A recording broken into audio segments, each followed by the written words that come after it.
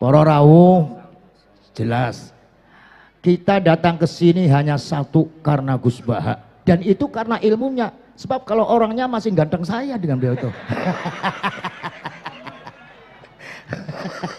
Kalau orangnya, jadi kita itu jelas sekali Pak Kapolres, ini dunia santri yang dimuliakan ilmunya. Ya kalau Gus Baha itu fisiknya kelambi elek. Nah niki, wes jadi lebah ilmu luar biasa. Orang memuliakan ilmu, dzul ilmi dimuliakan itu wajib. Mbah Mun ngendikan sapa wae ngormati kiai niku mesti mulya. Saharati Fir'aun, tukang sihire Fir'aun ketika mau didu karo Nabi Musa, tukang sihir matur karo Nabi Musa, qalu ya Musa imma antulqiya wa imma annakuna nahnul mulkin. Monggo Nabi Musa enjen ngarumiyin napa kula riyin. Nabi Musa dawuh bal alku, kamu dulu. Lan ini karena tukang sihirnya Fir'aun ngormati Nabi Musa, mereka mendapatkan hidayah masuk Islam, wa ahsanu islamahum. Khalid bin Walid demikian pula Abbas menunjukkan orang Madinah ke rumahnya Nabi, akhirnya fahadahullah mendapatkan hidayah. Jadi ngormati kiai itu wajib. Sapa sing ngormati kiai mulia, sapa sing ngormati kiai ya lengser. Luar biasa ngormati. Ya Allah, kiai kok di amplop-amplop. Padahal dalam kitab itu paling bagus-bagusnya sodako kepada kiai, artinya ahli thariqah, sufi, itu bagus-bagusnya sodako. Dan sekarang siapa kalau thariqah ahli dzikir bukan kiai? Ya, kiai, loh Anda harus tahu, saya kalau dapat amplop saya buang amplopnya. Isinya saya kasih ke yatim piatu. Oh bagus sekali, yatim piatu. Lah istri saya yatim piatu.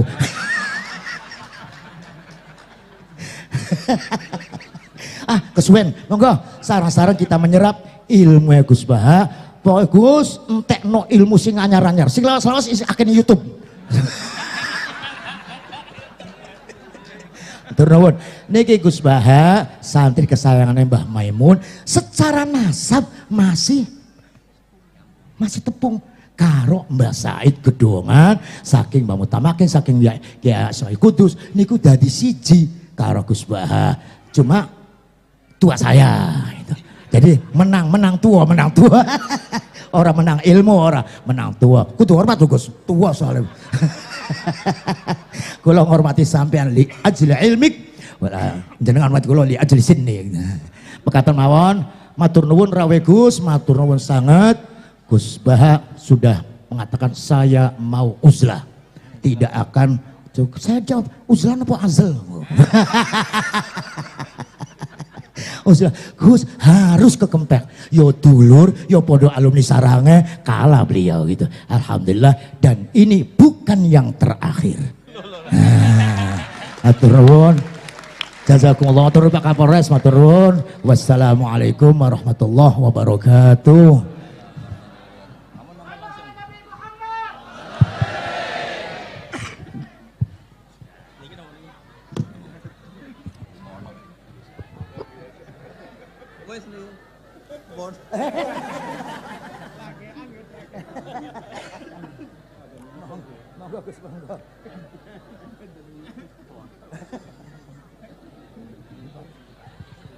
Assalamualaikum warahmatullahi wabarakatuh. Bismillahirrahmanirrahim. Nahmaduka ya ghafuru ya syakuru. Shalli wa sallim barik ala sayyidina Maulana Muhammad wa ala alihi wa sahbihi asma'in, nama ba'du. Teng ngerso para keluarga besar Kiai Haji Akil Sirot, wabil khusus teng wau niki pernah paman kalian kula. Terus gada otoritas meksa. Tapi itu saya keren yang bihan malah pernah mbah, pernah mbah putrine guru kula niku dimanfaatno beliau. Nggih, sedanten para habaib wonten Mas Arif Kapolres sedanten ingkang kula hormati. Niki paling kula ngisi nampung 20 menit niku mun top niku mun. Dados katanya niku ahlul ilmi dihormati, tapi nyatane dipeksa. Dados Terus memang banyak paradok ya, paradok dalam ilmu usul fikih. Ilmu usul fikih itu ilmu yang menjadikan orang itu bisa berpikir. Gitu. Kalau tak cerita tentang pertama tentang Ki Akil sing al ma'ruf bi ahli nahwi. Nahwu riyen di era dulu itu dadekno tiyang dadi wali. Sampai disebut hatta nahat qulubuhum li nahwihi famin azimi sya'nihi lam tahwihi. Terus orang-orang baik niku ketika usul teng pangeran nyebut Allah la ilaha illallah mboten saged. Sagete namung nyebut dhamir sya'an niki niku hu. Akhirnya kathah toreko sing ha hu niku gara-gara ahli nahwu niku. Nah, disebut fa'uribat makna domiris syani. Jadi ngelafatkan la ilaha illallah tidak bisa, tapi hu bisa. Mergi ke Jawa ini tukang ngakali, terus hukum ini diakali. Sakjane teke hadis ini mangkana akhiru kalamihi la ilaha illallah dakhalal jannah. Tapi ada kekhawatiran pas la ilaha mati. Lan la ilaha mati ra radi kaya ateis. Ora ono pangeran maujud mati. Sampean kan gak iso janjian mbek Israel. Kan mboten saged weanan, mboten saged kong kali kong. Nah, daripada la ilaha niku resiko karena takut mati pas la ilaha dereng illallah. Terus Ki Jawa mulai nalkin ngangge Allah. Tapi Allah sarasan itu tidak mewakili la ilaha illallah. Akhirnya diambil dhamir sa'an fa'alam annahu la ilaha illallah. Niku asal usulnya. Cuma kebetulan torekoh kita tidak jalur itu, tidak jalur yang lewat domir nopo sya'an. Tapi sementing tadi dawe Kiai Mustafa, sementing kita tahu secara ilmu. Terus nomor kali cerita uzlah wow. Kalau memang benar-benar uzlah. Terus kalau ini diundang acara-acara publik kemarin Habib Jindan gitu, hanya di halaqah ilmiah. Kemarin terakhir beliau ngerayu ini jari marrotan wahidah. Ini saya pegang. Dan itu dicatat di Loh Mahfud. Dan ciri utama Kiai itu tidak membatalkan perjanjian. Jenengan jauh marrotan wahidah Mas nih. Ben gelem. Terus ngeten kalau cerita sidik tentang ilmu yang sering kalau utarakan. Di antara kitab yang dipakai guru-guru kita, sing dilanggengi Mbah Mun Maus itu kitab Ihya. Kalau dari sekian cerita Ihya yang paling kalau kenang niku bahwa ternyata Allah itu andaikan boleh dibahasakan niku cara berpikir itu dalam bahasa tafsir disebut tanazul niku wong ben kaya orang kebanyakan. Saya ulang lagi supaya orang itu kayak orang nopo kebanyakan.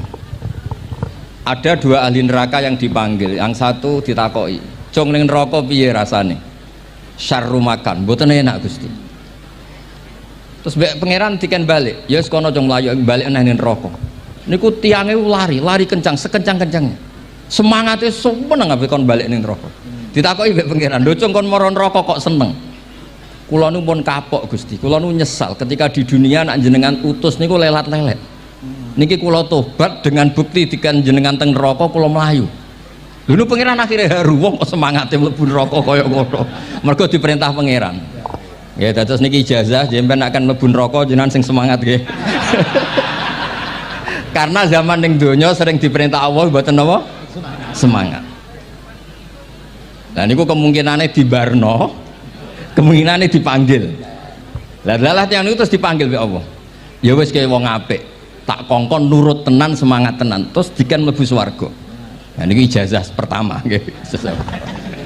Dinaken mlebu neraka sing napa? Semangat. Sing kedua niku dipanggil niku plengakan lelat-lelet.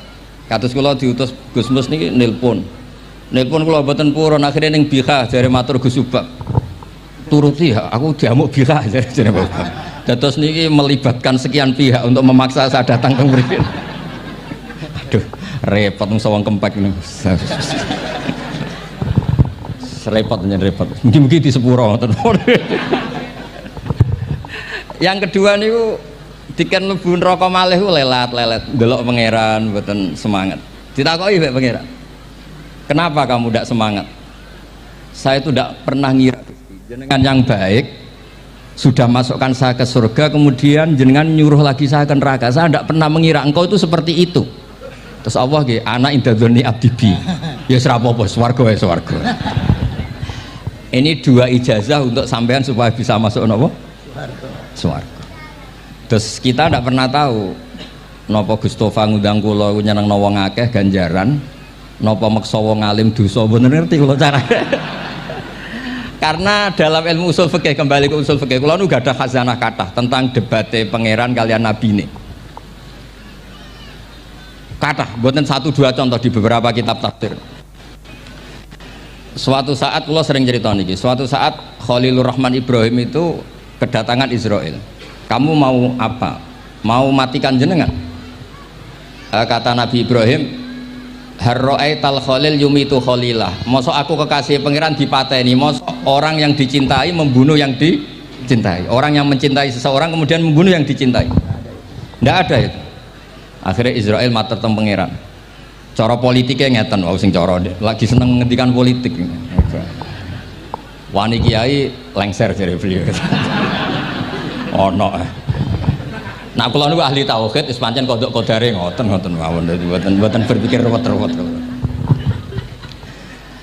Terus Israel kan mboten biasa logika, kayak kan malaikat itu SOP kan, mboten biasa logika. Akhirnya matur tu pangeran, kata Ibrahim, masa kekasih bunuh yang dikasih, masa yang mencintai bunuh yang dicintai.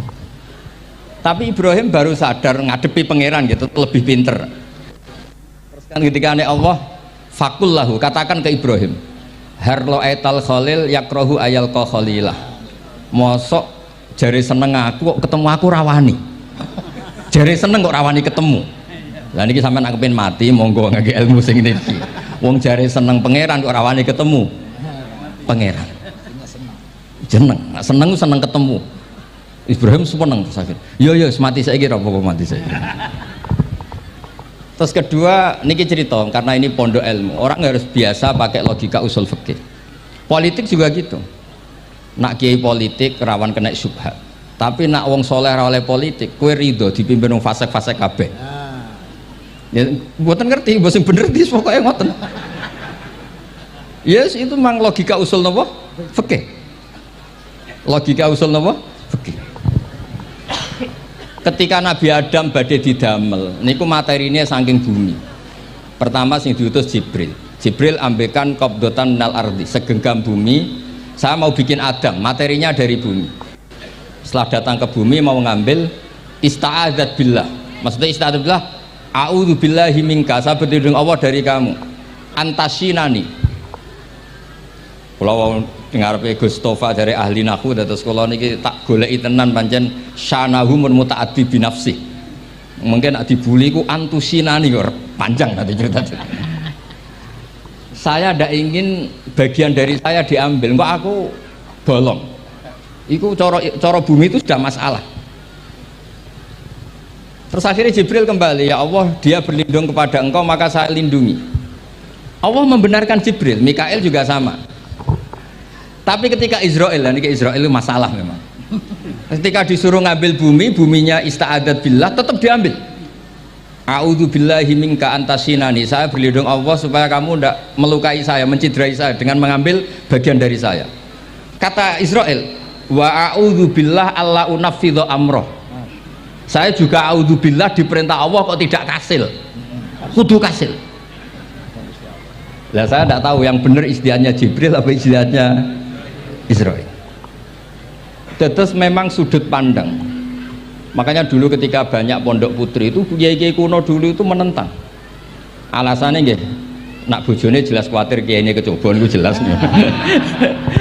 Tapi banyak kiai itu nggih khawatir tenan. Kecoba fitnatin nisa. Tapi ketika logikanya dibalik, apa kamu ridho para perempuan-perempuan muslimat itu tidak dapat pendidikan apa? Agama, hanya karena orang soleh tidak punya nyali, tidak punya peduli mengajar. Tapi kita saged diwalik. Ustaz-ustaz sing mane pas-pasan niku kowe ridho nak kecoba. Sampean milih mana? Ridho kecoba apa ridho bodoh? Nah, logika-logika usul fikih ini yang kemudian dipakai Wali Songo. Dipakai Wali Songo kemudian membiarkan sekian tradisi yang insya Allah itu salah sebetulnya, tapi tidak sebanding dengan asmane Allah Subhanahu wa Ta'ala. Misalnya begini, gini iki dirungokno mawon. Sampeyan ra paham mboten napa-napa. Sampeyan nak ra paham wis anggap ae tawadhu. Sepantese wong awam yo ora paham. Nak paham dadi kiai. Terus biasa mawon sampeyan nak ra paham aja tersiksa. Umpamane jenengan mboten kiai kok kon paham. Nah sampean pinter kados kula mestine ora ngrungokno, semangate hasud. Terus rivalitas perkara. Nah cara Mbah Mun nak cerita ngoten, dhisik ke zaman bodho iku angger kiai mbok cucuk. Bareng padha kiai niku koyok saingan. Niku pun sunatullah ndak bisa dihindari, niku pun sunatullah. Terus kembali lagi ya. Logika usul fikih niku dipakai oleh Wali Songo. Ngeten ada cerita ini rungokno nonton. Itu sudah saya cek di beberapa riwayat termasuk di Musnad Imam Ahmad. Ada orang, ini bukti teorinya Wali Songo itu benar. Wonten tiyang gadah kesalahan. Niku dokumen kesalahan niku madul basor sepanjang mata melihat. Wes ngoten jumlahnya 99 bok. Kayak apa banyaknya? Per bok madul basor sepanjang mata nopo melihat. Ketika dia ditanya Allah itu kalau tanya demokratis. Adzolamat kakatabati, jangan-jangan malaikat saya sentimen, kalau kamu jelek ditulis, kalau baik enggak Gusti. Afalaka udhurun, jangan-jangan kamu saat salah itu punya alasan, enggak Gusti, ya memang salah. Tapi kata Allah, sudah kamu tenang saja, kamu punya ini. Itu hanya satu box, ya kira-kira kayak tempat jam tangan itu. Enggak, kamu punya ini, cukup ini. Terus malaikat tanya, ya Allah, apa artinya, apa ngefek itu kalau ditimbang tuh, kejelekan sebanyak itu dengan satu box jam. Orang ini juga bilang, Gusti sudah ada usah ditimbang, nggak ngefek itu pasti kalah. Tapi setelah ditimbang menang yang satu box kecil tadi, karena di situ ada la ilaha illallah Muhammadur Rasulullah. Jadi malaikat diancam sama Allah, kamu berani tidak mempertimbangkan nama saya? Apapun banyaknya box itu dosa itu tidak saya. Kalau ini la ilaha illallah itu nama saya. Kamu berani tidak mempertimbangkan nama saya? Ya tidak berani Gusti, ya harus dimenangkan. Nah itu semalannya kok pengajian ini ya ono istilatur rijal wan nisa, tapi baru kayak ngaji di sepuro. Ya aja muni halal tapi ya aja muni terus gak ono faedahe. Sepuro. Di sepuro insyaallah. Karena kalau nuruti harus steril halal itu kayaknya tidak bisa. Terus di situ ditutup fala yaskulu ma'asmillahi ta'ala syai'un. Dibanding asmane Allah Ta'ala sesuatu itu tidak ada nilainya, pasti menang Allah Ta'ala. Sehingga banyak ulama ngendikan kowe nak bar dosa, bar salah maca iki. Dan kalau Anda dosa misalnya catatannya satu box terus di bawah ada astagfirullah, malaikat ditanya sama Allah, kamu berani tidak mempertimbangkan nama saya disebut di situ? Enggak berani. Nah saya ini ribuan orang yang ngundang, saya berani mengabaikan. Bareng ana wong ngaku mbah ya mbah tenan wae. Ya terus ngoten, kowe wani gak mempertimbangkan Gustofa sing mantune Mbah Maimun. Ya. Semoga cara pandang malaikat nanti seperti itu. Tapi nanti kalau malaikat cara pandang, mbah kok tukang maksa putu. Itu mbah model opo. Nah saya ini sudah ngalah satu kali. Berikutnya logika kedua yang insya Allah terbangun di kalangan malaikat, yaitu mbah ora oleh maksa napa putu. Ning dinggon mbah yang baik putune dolanan di barno. Ini ora putu lagi asik-asik dolanan. Rene kon nyapu. Nah, itu udah jenis mbah yang baik. Terus kula suwun lah ngaji usul fikih yang serius karena itu menjadikan kita bermartabat. Kulo niku sering lepas jenazah tangga-tangga kulo nggih penggene delok TV, nak bengi nggih ngelamun, ngayal sugih, kadang yo ngapalo tikus sing liwat dhuwure saking ora ana penggawean. Tapi kulo nang lepas jenazah ini orang baik. Sampai bojone protes, "Hape opo lek Gus angger bengi iku mau ngelamun ngitung tikus liwat, ngitung apa." Terus kulo matur, ngitunge aja ngono, ngitunge tarokal ma'asiya. Wong ning omah itu artinya tidak dugem, tidak melakoni maksiat. Itulah yang menjadikan usul fikih itu ilmu yang sangat terhormat. Coba kalau Anda jadi pakar usul fikih kayak saya, mengkaji betul usul fikih. Orang tidur semalaman jangan bahasakan tarokat tahajud, watarokal witro, watarokal qiyamal lail. Tapi bahasakan tarokat zina, watarokal ghibah, watarokal kada wakada minal maasi. Keren buatan? Keren. Kalau kamu udah ahli usul fikih maka kiai kok amen turu, kiai kok guyon suwengi. Lu kiai guyon suwengi itu melawan, kiai itu ustadz juga manusia. Karena bengi itu ya kepengen nonton, tapi kan buatan pantas. Akhirnya korbannya santri ini dijak guyon gak jelas. Lah apel neng rodo ya ora pantes. Ngelawan nafsu itu berat, caranya ya dilalek-lalekno guyon itu. Lah muga-muga malaikat kabeh ahli usul fikih nganggep ngono iku perlawanan terhadap keinginan maksiat. Malaikat ngaji ora. Makanya itu disebut di kitab usul fikih tentang usul itu izma min mubahin illa wa yatahaqqaqu bihi tarku haramim ma fa'il zamu minas sukun tarkul qatli wa minas sukut tarkul hibah. Tidak ada sesuatu yang mubah kecuali saat Anda lakukan, saat itu juga Anda meninggalkan keharaman. Maka sebetulnya mubah ini punya nilai yang luar biasa, yaitu tarkul haram atau tarkul ma'asi. Jadi sawangane sampeyan nang omah kukar-kukur mlebu metu, kukar-kukur meneh mlebu metu, bariku turu angop ngorok. Nah, semoga malaikat ini al-usuli sehingga ngitung itu hadza tarokal ma'asiya kullaha. Hebat. Ini orang yang tinggal napa? Maksiat. Tapi nak malaikat itu jenis rada ekstrim. Alumni kempek suwengi ra tahajud ora witir ku alumni opo? Mulane kalau niku ngaji usul fikih terus supaya diperdengarkan ke malaikat. Supaya teorinya pakai usul napa? Fikih. Jadi kalau melihat kita melakukan mubah niku dihitung tarkul napa? Ma'as. Nah, ini pentingnya ngaji. Kalau nate ditanya sama seorang dosen, Gus, masa iya Quran yang katanya mutu semutu-mutunya, kemudian ada ayat kulu washrobu, mosok urusan mangan, gak usah disuruh orang juga makan. Terus kualitasnya kulu washrobu itu di mana?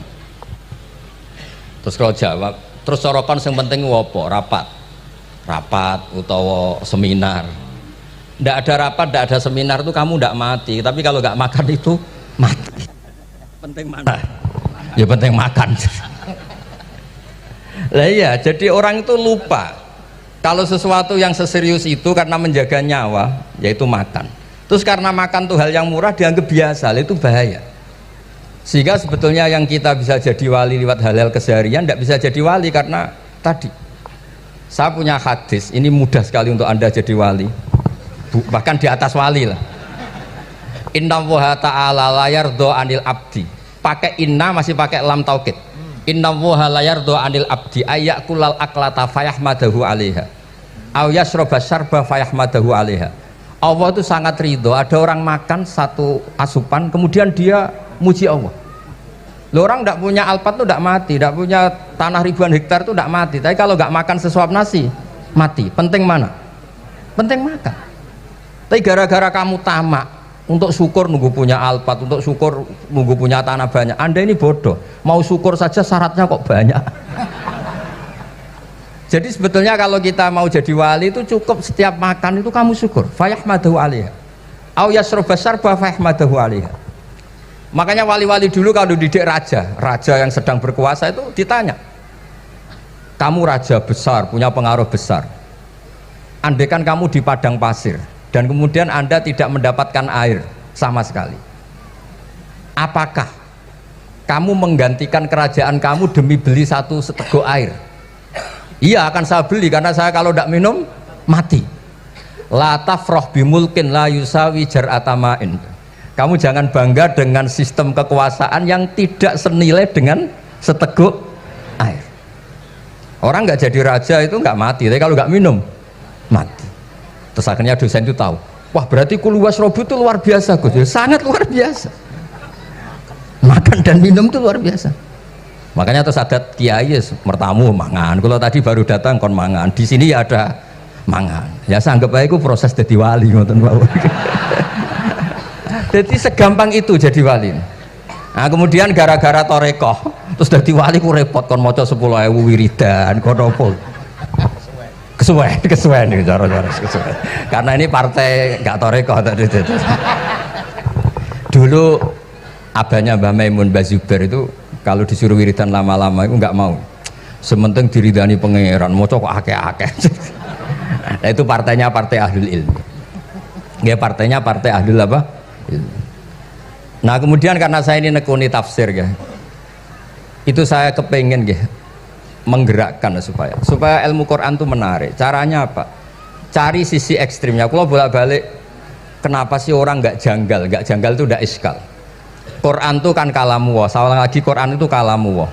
Masa iya Allah yang Tuhan kemudian ngendikan iya kana butuh iya kanas tai. Kepadamu aku menyembah. Masa Allah ngendikan gitu pada kekasihnya Nabi Muhammad? Padahal Allah itu al-ma'bud bukan abid. Allah yang disembah bukan yang menyembah. Semua ahli tafsir, saya bukan bilang sebagian, semua ahli tafsir pasti ngendikan begini. Wa yuqaddaru qabla qaulihi ta'ala iyyaka na'budu qulu. Sebelum iyyaka na'budu itu ada kata yang disimpan yaitu qulu. Jadi iyyaka na'budu itu betul ngendikane Allah, cuma sudah dikasihkan Jibril kepada umatnya Rasulullah. Jadi Jibril bilang gini ke Rasulullah Muhammad kul iyyaka na'budu. Kemudian Nabi juga bilang ke umatnya qulu iyyaka na'budu. Jadi ini kalamu Allah yang sudah milik kita. Nah berhubung milik kita, kita sah mengatakan iyyaka na'budu. Karena kalau tidak janggal, masa iya Allah berdoa ihdinas siratal mustaqim, tunjukkan kami jalan yang benar. Lah kalau ihdinas siratal mustaqim kalamu Allah berarti kan Allah yang berdoa. Nah, sehingga semua tafsir bilang sama. Wa yuqaddaru qabla qauli ihdinas siratal mustaqim qulu. Nah, terus ada mufassir lain bilang jangan mulai iyyaka na'budu ya semuanya, mulai bismillah, qulu bismillahirrahmanirrahim. Masa iya Allah sendiri yang bilang bismillahirrahmanirrahim?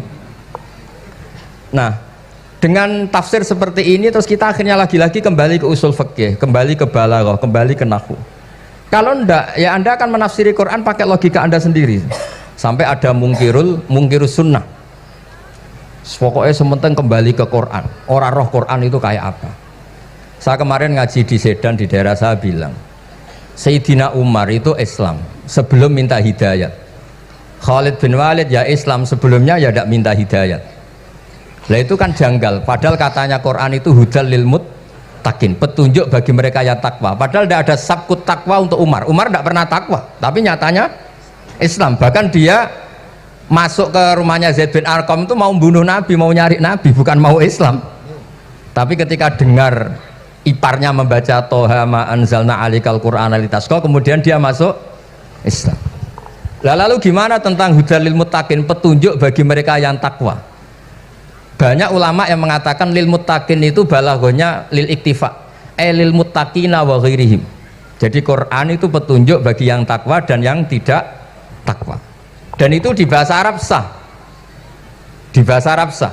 Misalnya gini ya, kalau sampean punya ponakan dolan, cong-cong nang mangan.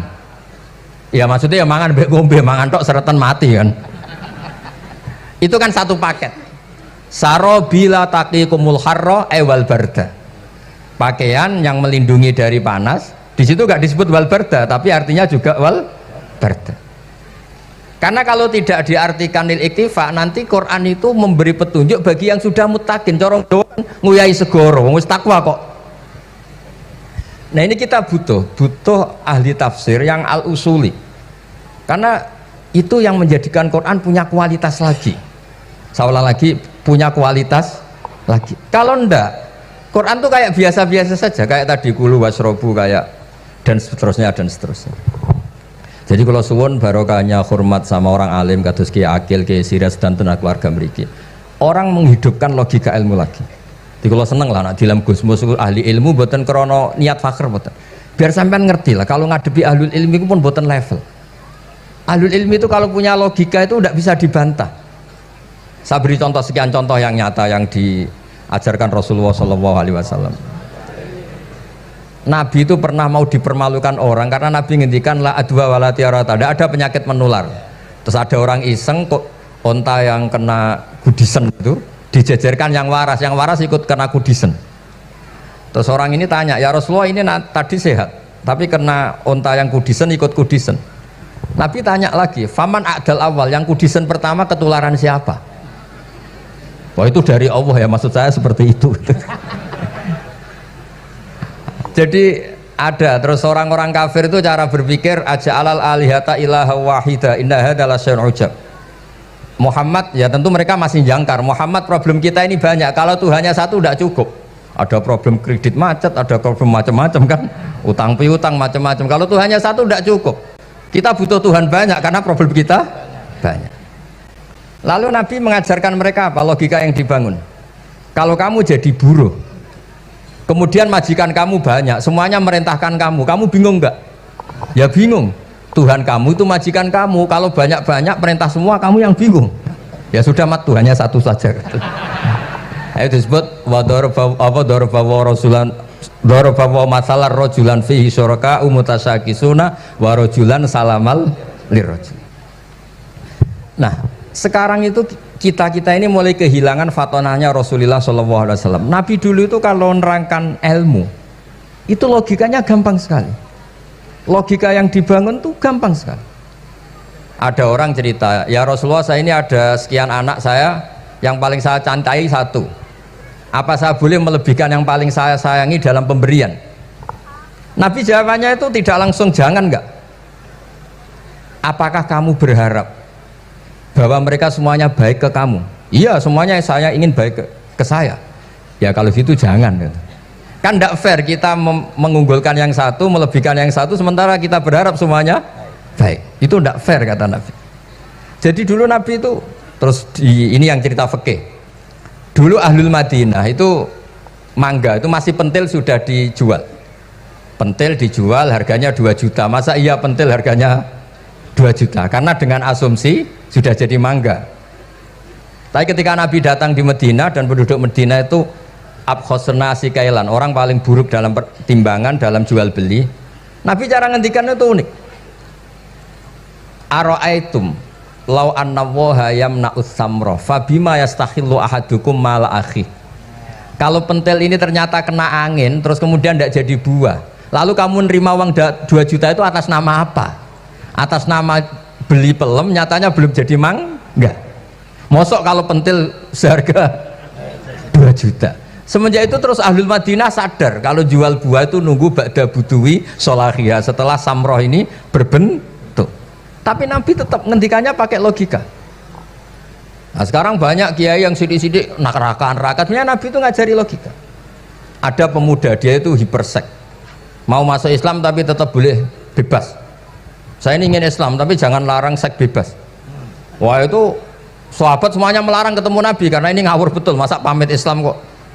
Tapi setelah gaduh, Nabi tanya, kenapa gaduh? Ada pemuda mau masuk Islam tapi yasta'izinu fi zina, dia minta izin supaya tetap boleh zina. Kata Nabi, suruh ke saya ke sini. Setelah datang di depan Rasulullah, logika yang dibangun Nabi itu luar biasa. Atuhibbuhu li bintik. Kamu suka punya anak putri kemudian jadi demenannya orang laki-laki hidung belang? Ya enggak, saya bunuh orang itu. Andaikan itu ke ibu kamu, saya bunuh orang itu. Atuhibbuhu li bintik, atuhibbuhu li ummik, atuhibbuhu li ukhtik, atuhibbuhu li kholatik. Kamu suka punya anak putri yang jadi demenannya orang? Ya tidak suka ya Rasulullah. Kamu suka kalau punya ibu didemeni orang banyak? Ya tidak suka Nabi. Sampai otaknya itu yastakbihu zina, sehingga otaknya itu wah zina itu buruk betul. Akhirnya ya Rasulullah sudah saya mau se-Islam tanpa zina-zina. Karena logika yang dibangun Nabi itu luar biasa. Nabi pertama mengingatkan atuhibbuhu li bintik, atuhibbuhu li ummik, atuhibbuhu li ukhtik, atuhibbuhu li kholatik. Sampai dia ini nggak bisa apa-apa. Sudah Nabi sudah. Jadi logika ini yang harus kita waris. Lagi-lagi kembali yang bisa waris itu ahlul ilm. Sama itu kan kayak diskusinya Nabi Yahya dan Nabi Isa. Nabi Yahya itu suka berkawan orang-orang soleh. Setiap berkunjung di mana itu nyari yang orang-orang soleh. Ditanya kenapa kamu berkawan orang soleh? Ya berkawan orang soleh itu asik. Tapi kalau Nabi Isa enggak. Kalau ada desa-desa yang masih hitam, masih merah itu dikunjungi kemudian dibina. Ditanya sama Nabi Yahya, lima anda tanzilu ala syirarin nas. Kok kamu kumpul orang-orang yang kayak gitu? Jawabnya beliau, innama ana tabibun udawil mardo. Di mana-mana Nabi itu ya dokter. Di mana-mana dokter menyembuhkan yang sakit. Jadi dulu logika kebalikan itu dibangun sehingga dulu ulama khilaf itu ikhtilaful a'immah apa? Rahmah. Masyhur itu. Saya sering cerita dan itu ada di kitab Khilyatul Auliya. Nabi Yahya itu lebih ceria. Nabi Isa itu agak sering cemburut. Atau kebalikannya, pokoknya yang satu tuh mali aro ka'abisan ka'annaka taqnatu mir rahmatillah. Kamu kok sering cemburut, seakan-akan rahmat Allah itu terbatas. Wong kok ra iso syukur. Yang satu gojlok mali aro ka dhahikan ka'annaka ta'manu mim makrillah. Kowe kok guya-guyu, kok is bebas kon neraka wae gitu. Nah, sehingga ya itu tadi sudut pandang. Makanya saya sering cerita dulu kalau Said Abdul Al-Haddad itu tanya, "Cung kowe ngaji sopo?" "Ngaji si A." "Kiaimu tau nangis?" "Ndak." "Ojo ngaji, kiaimu ati atos, kiai kok ora iso nangis." Tapi kalau Abdul Hasan Asadili kebalikan, "Cung kowe ngaji sopo?" "Ngaji si A." "Kiaimu tau guyu nak ngaji?" "Mboten nate." "Ora usah ngaji wong ora iso syukur." Jadi nah itu yang akhirnya menjadi keseimbangan khaufau wa tama. Ada khauf, ada apa? Roja. Sehingga karena sudut pandang itu nggak bisa dihilangkan, sawalangnya nggak bisa dihilangkan. Ini yang sering diceritakan Ki Said, kakaknya ini. Dulu Muhammad bin Hasan Asy-Syaibani, Imam Syafi'i itu lama sekali beliau jadi ulama top yang suka fikir. Dianggap fikir itu aman, ngeringankan hisab. Nggak jenengan fikir yang dihisab malaikat apanya kan? Kan nggak bisa ngisab jenengan, apa saja tidak punya. Punyanya problem. Nah, setelah ngaji sama Imam Malik, Imam Syafi'i tanya, yang ilmunya setingkat jenengan siapa? Kata Imam Malik, sebetulnya Abu Hanifah, tapi orangnya sudah meninggal, tapi ada muridnya namanya Muhammad bin Hasan Asy-Syaibani. Kamu ke sana dari Madinah ke Irak, dulu tempatnya di Baghdad. Setelah di Irak, Muhammad bin Hasan Asy-Syaibani itu kalau ngitung uang tuh di meja, emasnya tuh banyak, uangnya banyak, dia hitung di meja, malah kaget. Saya ini gedeng kiai kedunyan, ini ketemu kiai kedunyan. Ya karena Muhammad bin Hasan Asy-Syaibani itu wali, kamu tanya, kamu heran ya ada kiai kaya? Iya. Ya sudah, kekayaan ini kasihkan orang fasik biar dipakai demenan, dipakai mabuk, dipakai ini. Terus ya jangan, kalau kena orang fasik bahaya, jenengan saja. Semenjak itu Imam Syafi'i mulai rodok seneng duit. Jadi ada ceritanya kok diangen-angen, nah terus keterusan umatnya kayak gini-gini tuh. Jadi ini cerita nopo istihad, apa cerita nopo istihad.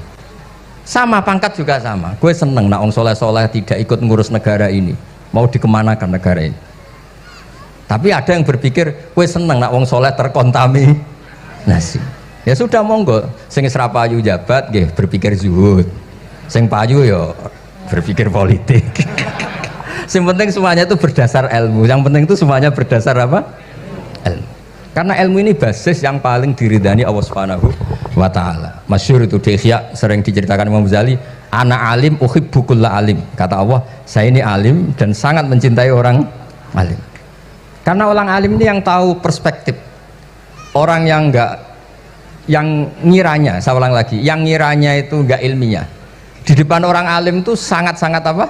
Ilmiah. Yaitu tadi misalnya ada ayat wa min ayatihi manamukum billaili wan nahar. Masa iya tidur yang ngorok semua turunnya secara jelas kok jadi wamin ayatihi? Tanyakan ahli medis, sistem tubuh kita kalau nggak tidur itu kayak apa rusaknya? Dan toat pas-pasan ini satu-satunya solusi ya turu. Bengi ngempet kepen delok dangdut, delok dugem. Bareng turu jebule esuk wis bar, alhamdulillah. Cara melek iman kamu seberapa? Tarikan-tarikan maksiat posisi kamu terjaga bisa kalah kan? Tapi kalau tidur sukses kan tarkul maksinya. Nah, karena tidur itu sukses menghilangkan maksiat disebut wa min ayatihi manamukum billaili wan nahar. Sampai Imam Ghazali ngendikan di makalah itu, sehingga nanti ibadahnya umat ini di akhir zaman an-naumu, ibadah terbaiknya itu tidur. Nah niku mulane maksud kula ngeten lho. Sampeyan anut jalur wong alim dia turu ya ibadah, tengok-tengok ya ibadah, jagongan nggih ibadah, gojol-gojolkan ambek kanca nggih napa? Ibadah. Karena ini semuanya kul bi fadlillah bi rahmati fa bidzalika napa? Falyafrahu. Tapi kalau kamu tidak punya basis ilmu, adanya suudzon. Kiai kok jagongan guyon sewengi kiai opo? Kiai kok turu sewengi ku kiai. Karena basisnya ada ilmu. Padahal jelas ketika Rasulullah bikin urutan kebaikan, pertama Nabi ngendikan kamu menolong orang. Jika tidak bisa, terakhir Nabi ngendikan takufu syarraka anin nas fa innaha shadaqatun minka ala nafsik. Tadi beliau juga cerita di nasihat Imam Mun, idza lam tuhsin fala tusi. Kalau tidak bisa berbuat baik, setidaknya kamu tidak berbuat jelek sama orang lain. Dan potongan ini paling gampang apa? Tidur kan? Wis sampean nak turu wis ra zina, ra maling, ra ngrasani wong wis ora tusik. Nah, dengan konstruksi usul fikih seperti itu kamu tahu kualitas ayat wa min ayatihi manamukum billaili wan nahar.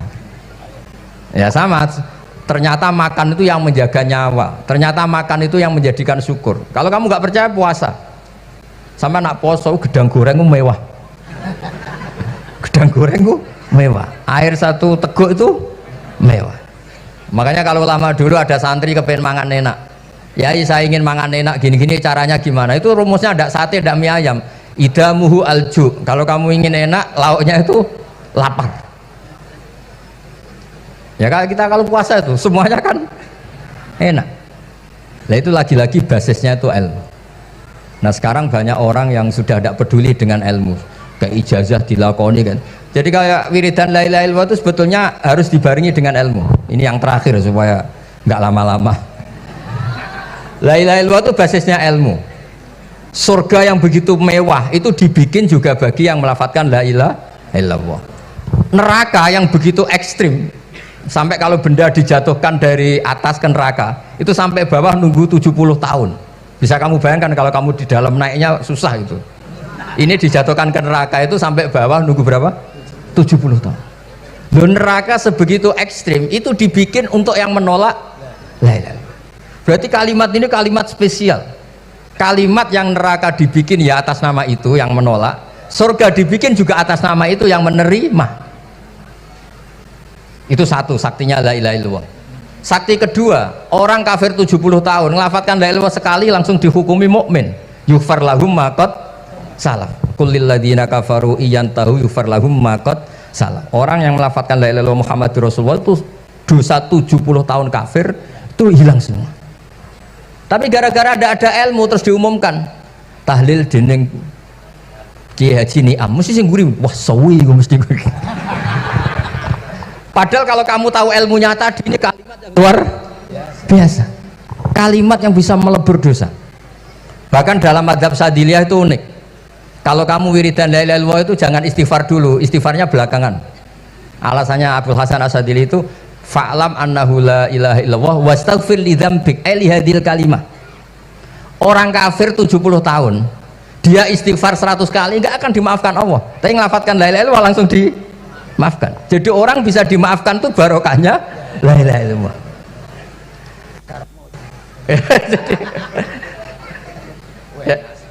ya kan? Jadi orang kafir 70 tahun wirid istighfar 100 kali atau 1000 kali dimaafkan enggak? Enggak kan? Tapi kalau membaca la ilaha illallah dimaafkan. Jadi istighfar tuh ngefek positif itu kalau dibarengi la ilaha illallah. Makanya wastaghfir li dzambika bihadil kalimah cara Abdul Hasan. Kamu boleh istighfar berdasar hadil kalimah, berdasar la ilaha illallah. Tapi terus kemudian ya thariqah itu banyak, itu urusan rasa. Justru karena la ilaha illallah kalimat thayyibah harus disucikan dulu. Caranya istighfar dulu. Nah itu urusan monggo lah. Tapi apapun itu basisnya harus napa? Ilmu. Basisnya harus ilmu. Jangan malah sentimen. Wong di kuburan wiridan la ilaha illallah dihukumi kafir. Nah, itu kan aneh. Wong kalimat ini yang kafir saja menjadi muslim, sekarang yang muslim menjadi kafir. Itu paham kok seaneh itu gitu kan. Ya karena basisnya ada ilmu tadi. Coba kalau basisnya ilmu, itu kan aneh betul. Hadil kalimah kalimatun soro bihal kafiru musliman. Fakaifa sorol muslimu bidzalika kafiron. Ini kalimat yang kafir saja menjadi muslim. Masa dengan kalimat yang sama yang muslim menjadi aneh gak? Aneh. Jadi kalau suwon, pokoknya basis ilmu harus sekuat-kuat. Caranya gini agak kiai kon sregep mulang ojo politik terus ngoten. Tapi politik itu bagian dari ilmu, wis ra iso diterangno lho. Ya ngoten mawon. Assalamualaikum warahmatullahi wabarakatuh.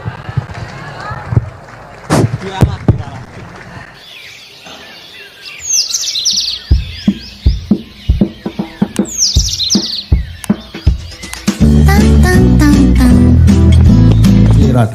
Cuma mereka yang tanya itu biyen belajar piye kok iso alim kaya ngono, ya kan? Nah, terangkan Gus, terangkan. Mati.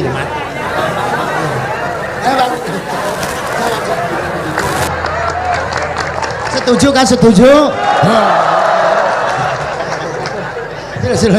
Asyar dakaik.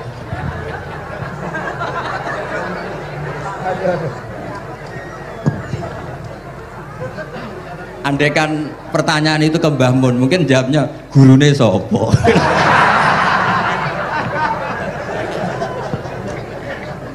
Tapi mungkin kalau ke mbah-mbah saya ya juga babanya nih pihak juga Mbak Abdul Aziz, mungkin putuku.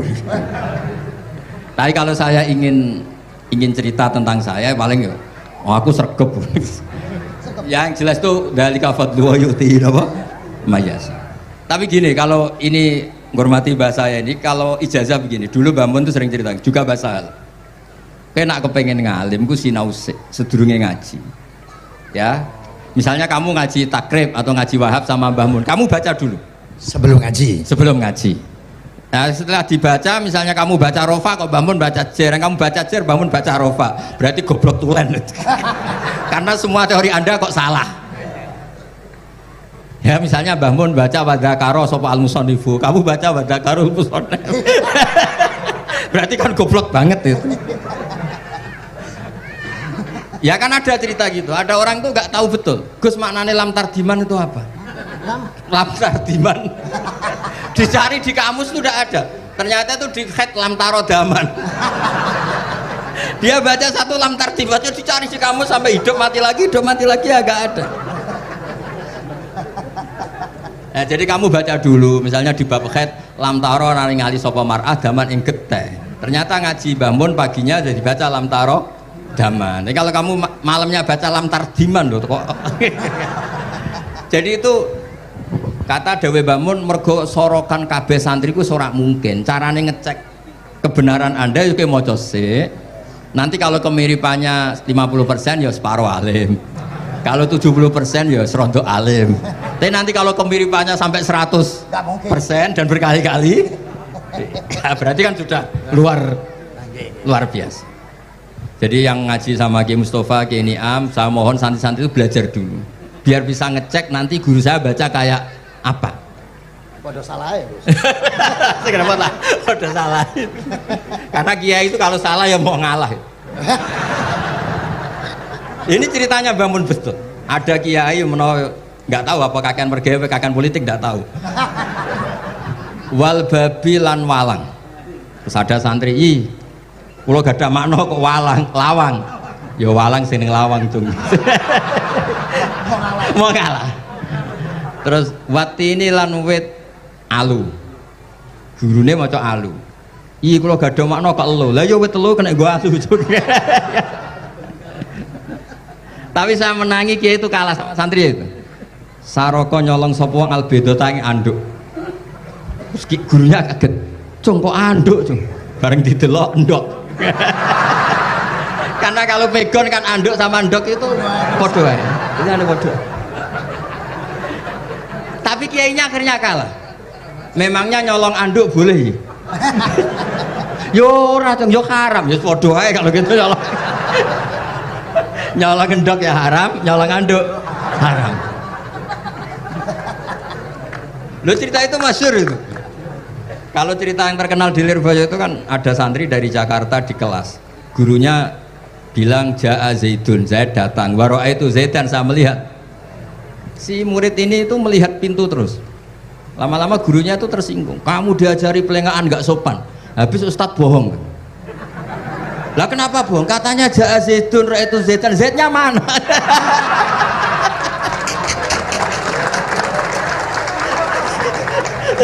Dia gak ngerti. Zaid datang, saya melihat. Mana orangnya kok dibahas-bahas terus itu. Ya, jadi yang serius tadi, kalau sampean ingin nguji kualitas Anda, makanya saya dulu itu pede baca kitab di depan Mbah Mun karena ya ngecek. Dan dulu itu Gus Zofur, Gus Kamil sebelum ngaji ya itu mesti sinau sama saya. Nanti ketika Mbah Mun baca tadi kalau kemiripannya kita 90% ya bagus. Syukur-syukur sampai 100. Dan itu terulang sampai Wahab Hatam, Jamul Jami' Hatam. Sehingga kita tahu. Jadi kalau diskusi kita kok salah ya tahu, kalau benar ya tahu. Kalau tahqiq ya tahu. Biasanya kalau tahqiq itu Mbah Mun karena takut menyalahkan kiai-kiai Jawa, kalau baca 2 kali, misalnya begini. Yasmalu, kadang diwaca Yasmilu ora apa-apa nggih Jawa wae gitu. Karena kalau kita memaksakan sampai benar seperti di kamus, kayaknya kalau kiai Jawa itu berat sekali. Dumeli bojo bolak-balik mesti ora goblok wis apik lah. Karena kalau baca tahqiq itu kan butuh kamus. Yang benar itu Yasmalu misalnya. Tapi kan populer juga orang baca Yasmilu. Saya tuh menangi loh, kiai Jawa dulu baca Simai itu menangi, Masdar Simai. Lama-lama setelah banyak alumni Al-Azhar terus berdasar kamus baca Samai semua sekarang. Saya menangi kiai itu baca Dilalah. Lama-lama karena sekarang udah banyak punya kamus, baca Dalalah. Fa'alah. Jadi kiai itu juga kadang-kadang keteror muridnya.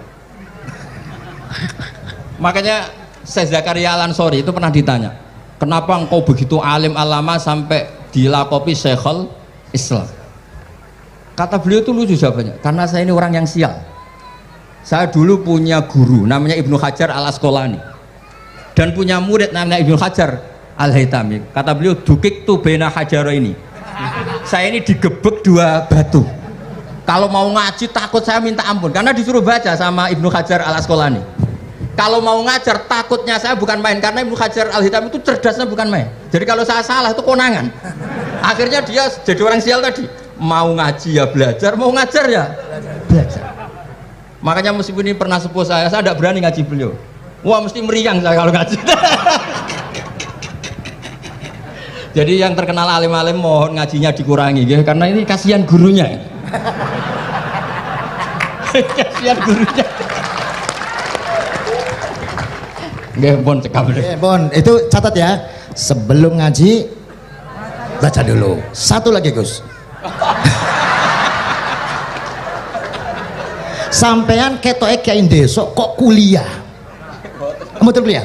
Oh, nggih. Pun dari belajar dari mana sampai kemana Gus jenengan? Dari Mondok sampai ke Jogja sampai Putih. Monggo. Ini karena sesuai kontrak, nggak boleh nyulayani janji sekali aja Sekali tak tekno Gus.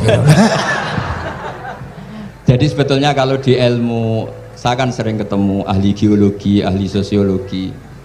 Sebetulnya di ilmu kita, saya kan lama di Jogja dan itu yang saya pakai juga ilmu zaman di pesantren. Misalnya sosiologi itu kan ada mukadimahnya Ibnu Khaldun. Itu kan teorinya luar biasa.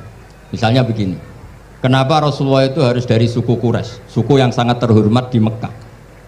Itu secara teori sosiologi loh, bukan teori nubuah. Kata Ibnu Khaldun, Nabi itu mesti final dari kaum itu aneh. Saya ulang lagi, Nabi itu final dari kaum pasti aneh. Nah masa aneh-aneh ini ditoleransi oleh umatnya karena beliau dari suku yang terhormat. Coba kalau dia dari suku, beliau dari suku yang hina, pasti pas aneh-aneh langsung diadili. Ya kalau di NU lah, ndak Gus Dur kok bikin aneh-aneh di NU kan langsung tuntas. Tapi berhubung Gus Dur cucu Mbah Hasyim, orang itu mentoleransi, bahkan mengira jangan-jangan teori beliau lebih baik ketimbang kita.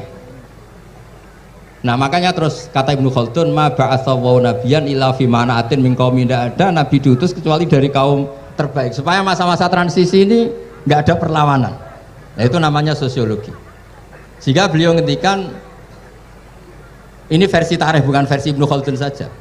Ketika sahabat disuruh hijrah karena disakiti orang kafir Quraisy, lah engkau sendiri ya Rasulullah, saya ini orang Quraisy, nggak akan ngalami yang seperti Anda alami. Nah itu namanya sosiologi. Begitu juga matematika. Saya sering ketemu pakar matematika dari UI, dari UGM. Misalnya bilang zakat kan 2,5% misalnya zakat tijar. Saya bilang kalau ngitung itu porogapit, padahal kita zaman sekolah porogapit itu pantangan. Tapi saya bilang saya punya matematika lebih cepat. Apa itu Pak Ba? Kalau manggil saya Pak Ba. Kalau di kitab disebut rubu'ul usyur apa? Jadi bertahap. Misalnya 1 juta, usurnya akan 100.000. Setelah 100.000 rubuknya 25.000. Itu kita tidak usah pakai catatan bisa. Nah itu matematika Arab. Makanya orang Arab tuh nggak bisa nulis, tapi matematikanya cepat karena bertahap. Misalnya 1 miliar ya cari aja usurnya 100 juta. Berarti rubuhnya 25 juta. Berarti 2/5, 2,5-nya 1 miliar itu 25 juta. Tapi kalau orang Arab bilang itu rubul usur. Diusurkan dulu baru dirubuk. Misalnya 6.